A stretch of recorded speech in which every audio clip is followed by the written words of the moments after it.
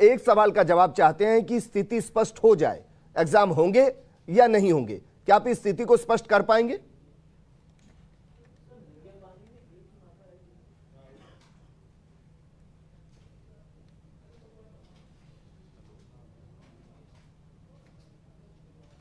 Hello जी भंवर सिंह जी, आप मुझे अगर सुन पा रहे हैं तो सबसे पहले तो शुक्रिया सर चैनल पर आने के लिए, क्योंकि जनता आज आपको सुनना चाहती है, खासकर 20 लाख छात्र आपको सुनना चाहते हैं। सवाल बहुत सीधा है, बच्चों के जहन में कंफ्यूजन, एग्जाम होंगे या नहीं होंगे। आप इस स्थिति को स्पष्ट कर सकते हैं बतौर उच्च शिक्षा मंत्री?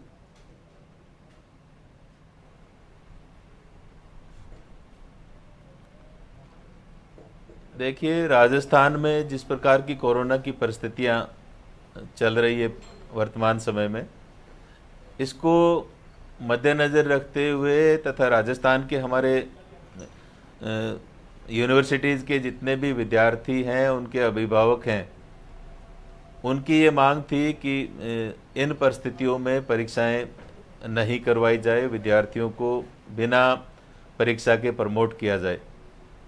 और उसके साथ साथ कुछ व्यवहारिक दिक्कतें भी थी जो हमने महसूस किया कि राजस्थान में ऐसे बहुत सारे विद्यार्थी हैं जो राजस्थान से बाहर देश के दूसरे राज्यों में रहते हैं, जिनको परीक्षाएं देने राजस्थान आना पड़ेगा, और पब्लिक ट्रांसपोर्ट पूरी तरह से अभी चालू नहीं हुआ है।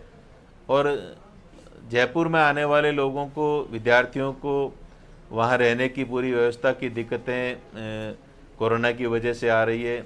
हॉस्टल्स हमारे पूरे खुल नहीं पा रहे हैं, और हमारे प्रदेश में भी कोरोना का जो ग्राफ है वो पिछले कई दिनों से लगातार बढ़ रहा है।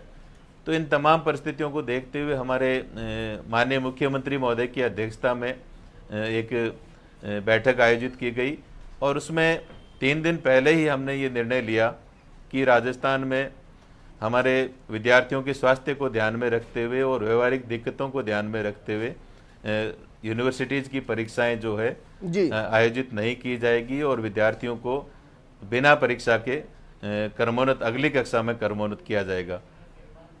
और ये माननीय मुख्यमंत्री महोदय ने तमाम बिंदुओं पर गहनता से अध्ययन करने के बाद, पूरा फीडबैक के बाद ये निर्णय लिया। चूँकि अब यूजीसी के द्वारा कल रात्रि को गाइडलाइन जारी की गई है, और उसमें जो फाइनल ईयर की हमारी परीक्षाएं हैं देश भर की, उनको आयोजित करने के लिए सितंबर माह में कहा गया है। यूजीसी के द्वारा जो गाइडलाइन जारी की गई है उसका हम सब लोग सम्मान करते हैं, पर उसमें यूजीसी के द्वारा जो निर्णय लिया गया है वो अलग अलग राज्यों में अलग अलग परिस्थितियां हैं। देश के बहुत सारे ऐसे राज्य हैं जहां कोरोना का जो प्रभाव है वो कम है जी, और देश में ऐसे बहुत सारे राज्य हैं जहां कोरोना का प्रभाव बहुत ज़्यादा है या बहुत तेज़ गति से बढ़ रहा है। तो मैं समझता हूं कि अलग अलग राज्यों की अलग अलग भौगोलिक परिस्थितियां हैं। राजस्थान में भी राजस्थान की भौगोलिक परिस्थिति तो ये कहती है कि 80% से ज्यादा रिकवरी रेट है। राजस्थान के अंदर कोरोना सबसे ज्यादा कंट्रोल किया गया, डेथ परसेंटेज अन्य राज्यों के मुकाबले मिनिमम है, 10वीं के एग्जाम अभी कराए गए हैं। तो फिर उन स्थितियों को देखते हैं तो राजस्थान बेहतर नजर आता है अन्य राज्यों के मुकाबले। ये तो आंकड़े हैं सर। देखिए निश्चित रूप से राजस्थान की सरकार ने, राजस्थान के मुख्यमंत्री जी ने एक रोल मॉडल के रूप में राजस्थान को स्थापित करने का प्रयास किया है। यहाँ कोरोना के खिलाफ बहुत अच्छी लड़ाई लड़ी गई है, जिसको अप्रिशिएट केंद्र के हमारे प्रधानमंत्री जी ने खुद सीएम की मीटिंग में वीसी में कहा है।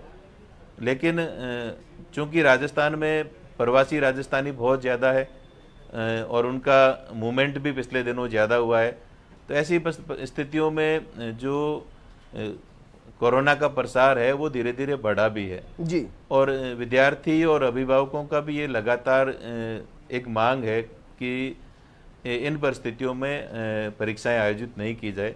तो इन तमाम तथ्यों को ध्यान में रखते हुए हमने परीक्षाओं का नहीं आयोजन करने का निर्णय लिया था। ठीक है सर, एक और सवाल मेरा आपसे है, राजस्थान के अलावा वो कौन-कौन से राज्य हैं जहां ये फैसला यूजीसी की गाइडलाइन से पहले ही कर लिया गया था कि वो फाइनल ईयर के एग्जाम नहीं लेंगे, फिर चाहे वो मास्टर डिग्री हो या फिर बैचलर डिग्री हो, राजस्थान ने फैसला लिया, छात्रों ने उसको अप्रिशिएट किया, लेकिन क्या यह मुमकिन नहीं था कि यूजीसी की गाइडलाइन का इंतजार कर लिया जाता, उसके बाद फिर फैसला लिया जाता, कम से कम कंफ्यूजन की स्थिति नहीं होती?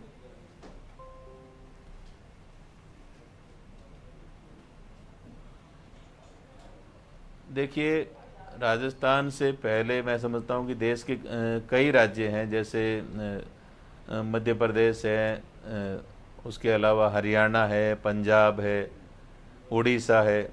तो देश के कई राज्यों ने इन परीक्षाओं को स्थगित करने का निर्णय लिया है। कई जगह फर्स्ट ईयर सेकेंड ईयर को प्रमोट करने का निर्णय लिया है, और कई जगह पूरी परीक्षाएं नहीं करवा करके और प्रमोट करने का निर्णय लिया है।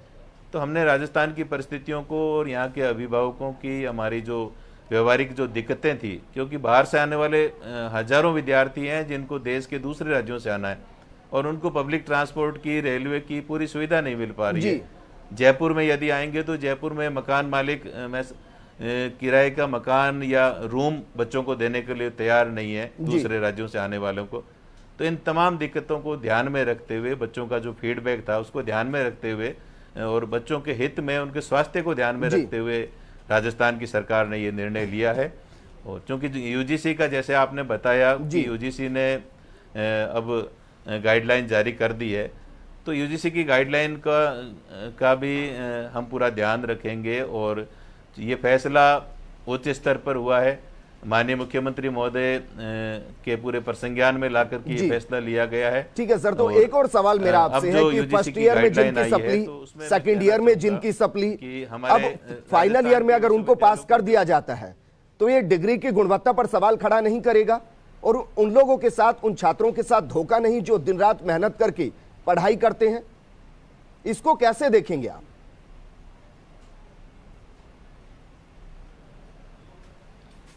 देखिए, जो विद्यार्थी परीक्षा देना चाहते हैं, प्रमोट होने के बाद भी हमने ये कार्य योजना अभी हम बना रहे हैं कि जो विद्यार्थी परीक्षाएं देना चाहते हैं, जो प्रमोट से संतुष्ट नहीं है, तो ऐसे विद्यार्थियों के लिए हम ये प्रावधान करने जा रहे हैं कि वो परिस्थितियां सामान्य होने पर परीक्षा दे सकता है।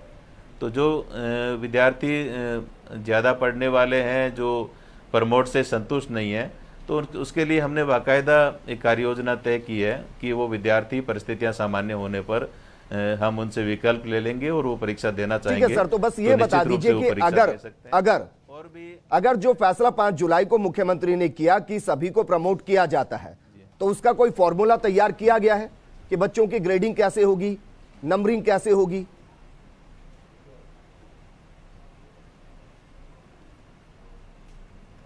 देखिए, 8 जुलाई से राजस्थान के कई विश्वविद्यालयों में परीक्षाएं प्रारंभ होने जा रही थी, और दूसरी तरफ कोरोना का जो स्प्रेड है वो बढ़ता जा रहा था, और विद्यार्थी संगठन और विद्यार्थियों के द्वारा लगातार ये मांग की जा रही थी कि परीक्षाएं हमारी आयोजित नहीं की जाए। तो प्रथम दृष्टया हमने 5 जुलाई को ये फैसला किया कि परीक्षाएं आयोजित नहीं करके और उनको प्रमोट किया जाता है।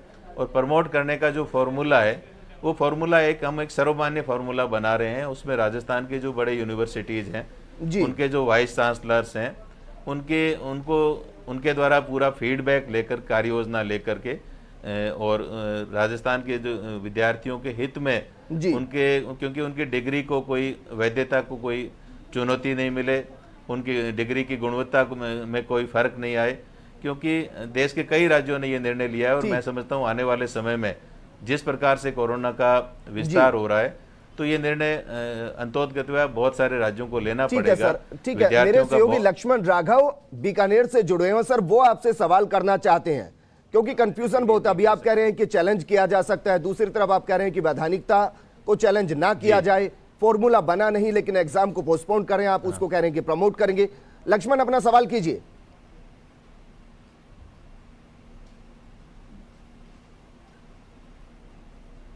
देखिए मंत्री जी, आप सेंसिबल हैं, अच्छी बात है, लेकिन देखिए अब जरूरत है, मुझे लगता है, बोल्ड बनने की। बोल्ड आप किसी भी पक्ष में बनिए, या तो आप कह दीजिए कि एग्जाम नहीं होगा या कह दीजिए एग्जाम होगा। ये सवाल मैं इसलिए कर रहा हूं क्योंकि यूजीसी की रिकमेंडेशन स्टेट गवर्नमेंट माने ये जरूरी नहीं है। ये मैं आप भी इस बात को समझते हैं। और मैं उदाहरण देता हूं, यूजीसी कहती है एज जो रिटायरमेंट की है 70 ईयर्स है, स्टेट में 60 ईयर्स है।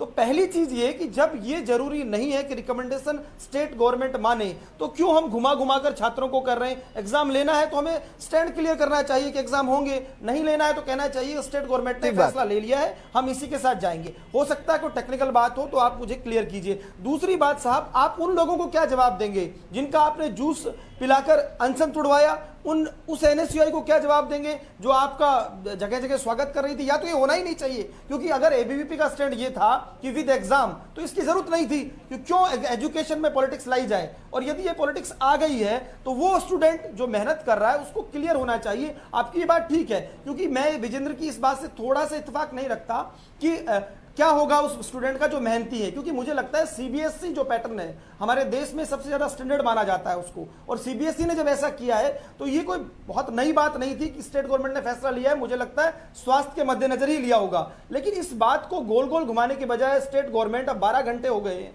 क्यों स्पष्ट नहीं करती एग्जाम होंगे या नहीं होंगे, या हमारा रुख ये रहेगा? छात्र स्पष्ट जानना चाहते हैं मंत्री जी।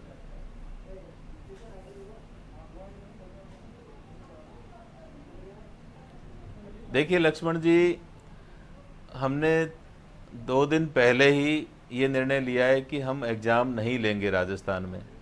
ये हमारी सरकार का और राजस्थान गवर्नमेंट का और हमारे विभाग का ये स्टैंड है जी।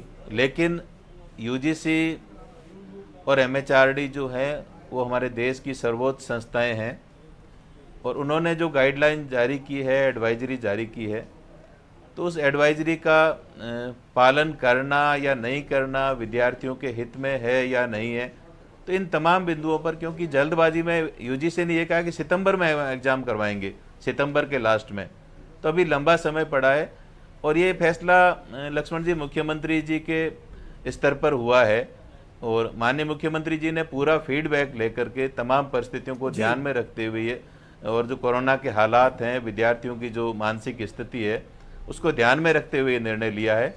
तो जैसा आपने कहा कि कल रात को ये यूजीसी ने गाइडलाइन जारी की है, मैं इसमें थोड़ा समय चाहूँगा। आने वाले समय में, आने वाले 2-3 दिनों में उच्च स्तर पर हमारे शिक्षाविदों से सलाह मशवरा करके और विद्यार्थियों के हित में जो हमने निर्णय लिया है, यूजीसी की जो गाइडलाइन है उसको फॉलो करना है नहीं करना है। ये चूँकि पहले भी जो फैसला हुआ मुख्यमंत्री जी के स्तर पर हुआ है, और उन्होंने ये भी कहा था कि जो विद्यार्थियों के का जो परीक्षा परिणाम है प्रमोट करने के बाद जो अंकों का निर्धारण है, उसमें हम यूजीसी की गाइडलाइन को ध्यान रखेंगे। लेकिन इस संबंध में यूजीसी ने कुछ स्पष्ट निर्देश नहीं दिए हैं, और उन्होंने सीधा फाइनल ईयर की परीक्षाएं आयोजित करवाने की अनिवार्यता की बात कही है। तो ऐसी स्थिति में विद्यार्थियों को किसी भी प्रकार का कोई नुकसान नहीं हो, जल्दबाजी में यदि कोई हम निर्णय लेते हैं तो विद्यार्थियों के, राजस्थान के विद्यार्थियों के हित में हो, ऐसा निर्णय हमने लिया है।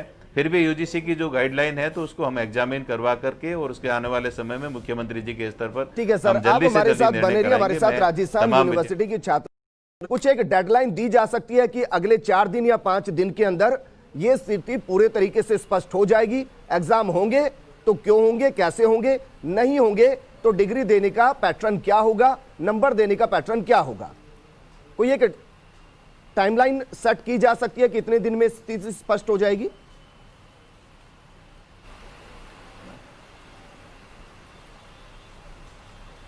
देखिए, मैं ये कहना चाहूँगा कि जो आप टाइमलाइन की बात कर रहे हैं तो निश्चित रूप से अतिशीघ्र, बहुत जल्दी से जल्दी, क्योंकि विद्यार्थी जो कल 5 तारीख के बाद विद्यार्थियों के सामने ये स्थिति स्पष्ट हो गई थी कि अब एग्ज़ाम नहीं होंगे।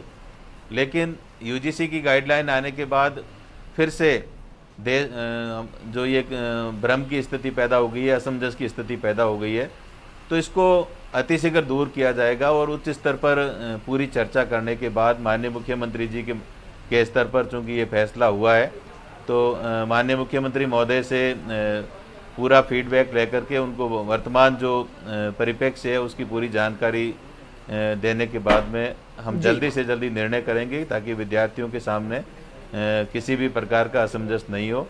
और जो फार्मूला की आप बात कर रहे हैं, तो जो इसमें 2 प्रकार के फार्मूले हो सकते हैं कि जो फाइनल फर्स्ट ईयर में जो विद्यार्थी जो पढ़ रहे हैं, सेकेंड ईयर थर्ड ईयर तीनों में है, तो जो फाइनल ईयर का विद्यार्थी है उसको सेकेंड ईयर और फर्स्ट ईयर के जो नंबर्स हैं उनके एवरेज पर दिया जाए, या एवरेज, एक तो एवरेज मार्क्स का फॉर्मूला हो सकता है, या बेस्ट क्या फॉर्मूला हो सकता है वो हमारे यूनिवर्सिटीज़ के जो वाइस चांसलर्स हैं उनकी हमने एक टीम बनाई है, एक कमेटी बनाई है, और वो पूरा गंभीरता से इस पर अध्ययन कर रहे हैं, क्योंकि बहुत सारे ऐसे विश्वविद्यालय हैं, सभी विश्वविद्यालयों की अलग अलग स्थिति है। सीकर के विश्वविद्यालय में हमारे बहुत सारी परीक्षाएं हो गई, 80% काम होना बाकी है, फैसला जल्दबाजी में ले लिया गया, ये कह सकते हैं क्या? राघव, आप कुछ पूछना चाह रहे हैं, अपना सवाल कीजिए मंत्री जी से। हाँ, प्राइवेट स्टूडेंट्स हैं, उनकी परीक्षाएं हो गई है जी। देखिए मंत्री जी, मेरा आपने ये निश्चित तौर पर सीधा पक्ष सीधा रखा ये था कहना उस है वक्त कि अलग-अलग मुख्यमंत्री के राजस्थान साथ मीटिंग की 14 जब, और ये माना जाता है कि मुख्यमंत्री जी मंत्रियों को साथ लेकर चल रहे हैं। मैं तो एक बात समझना चाहता हूं, क्या आप राजस्थान के विद्यार्थियों को एक चीज आश्वस्त फर्स्ट इंडिया न्यूज पर करना चाहेंगे कि जो टाइम टेबल जारी हुआ, कम से कम उस टाइम टेबल पर एग्जाम कराने यूनिवर्सिटीज नहीं जा रही है? क्योंकि सबसे बड़ा डिलेमा यह है, 9-10 तारीख से परीक्षा शुरू करने की बात आपके टाइम टेबल में कही गई है, तो कम से कम आप इतना तो आश्वस्त कीजिए कि हम यूजीसी की गाइडलाइन को पढ़ रहे हैं, लेकिन यह टाइम टेबल नहीं रहेगा। क्योंकि इससे हो क्या रहा है, छात्र जो है या तो टीवी देख रहा है, या वो इस बात को लेकर लगा हुआ है सोशल मीडिया पर कि भाई एग्जाम होगा कि नहीं होगा। तो आप इतना आश्वस्त कीजिए, जो राजस्थान के आपका जो छात्र है, स्टूडेंट है, जो युवा मंत्री से उम्मीद कर सकता है, कम से कम आप ये बताइएगा कि क्या नए टाइम टेबल से परीक्षा होगी, या ये 9 जुलाई पर ही आप यूजीसी की गाइडलाइन मानते हुए एग्जाम पर जा रहे हैं?